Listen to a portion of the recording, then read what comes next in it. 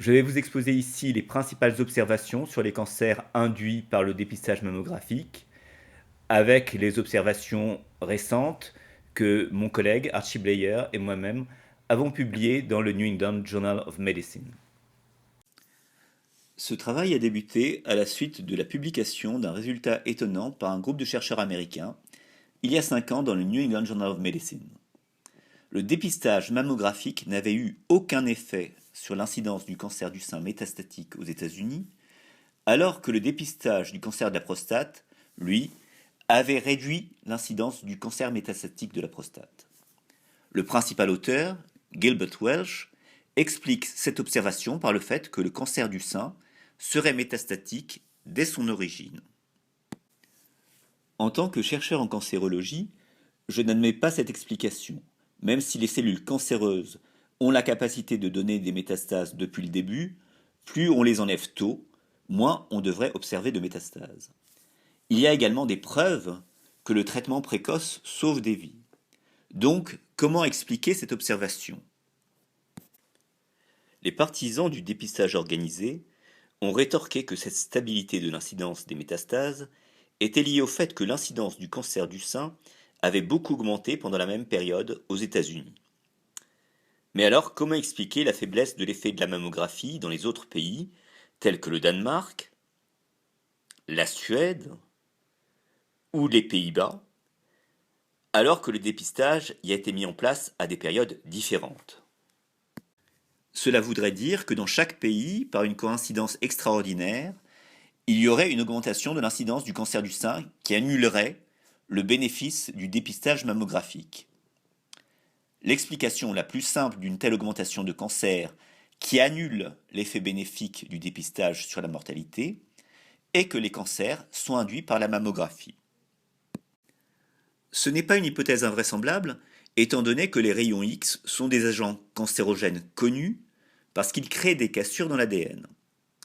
D'autre part, les estimations qui sont habituellement admises d'un effet très faible du nombre de cancers induits par les mammographies reposent sur un modèle théorique dont les hypothèses n'ont pas été vérifiées.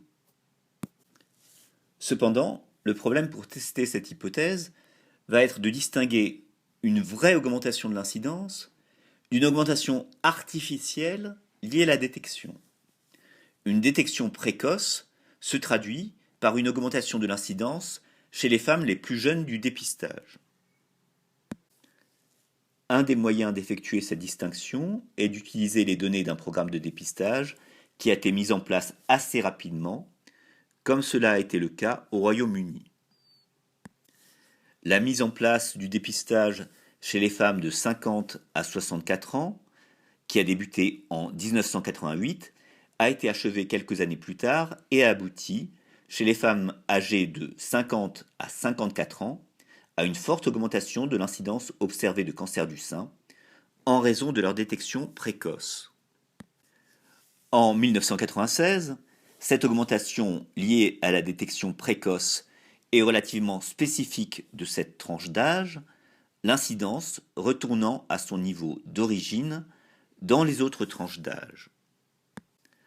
Le dépistage a été relativement stable après 1996 et la détection du même ordre, ainsi que le montre l'absence de changement chez les femmes âgées de 50 à 54 ans. Mais 10 ans après, et après plusieurs séances de mammographie, on peut observer une forte augmentation de l'incidence du cancer du sein en 2005, avec une augmentation proportionnelle au nombre de séances précédentes. Quand le nombre maximum de séances préalables dans une tranche d'âge donnée est atteint, on n'observe plus de changement. C'est la courbe de 2013. On a donc l'observation de cancers apparaissant de manière retardée après le dépistage. Les mêmes observations peuvent être faites dans d'autres pays, comme les États-Unis, la France et la Suède. En étudiant les femmes de plus de 70 ans, on pourrait également observer un grand nombre de cancers induits par les mammographies puisqu'elles en ont eu davantage. Mais il faut tenir compte du fait que les cancers sont enlevés à la suite de la détection précoce.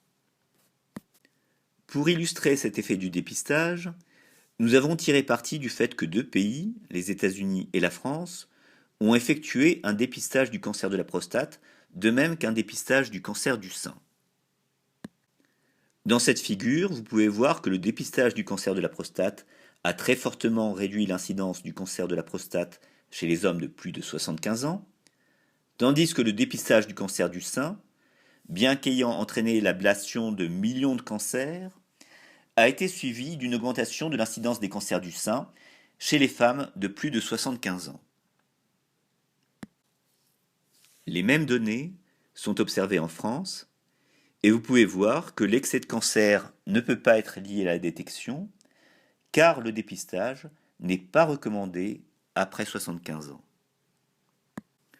En conclusion, le dépistage mammographique est suivi par un très grand excès de cancer qui surviennent entre 5 et 15 ans après les séances.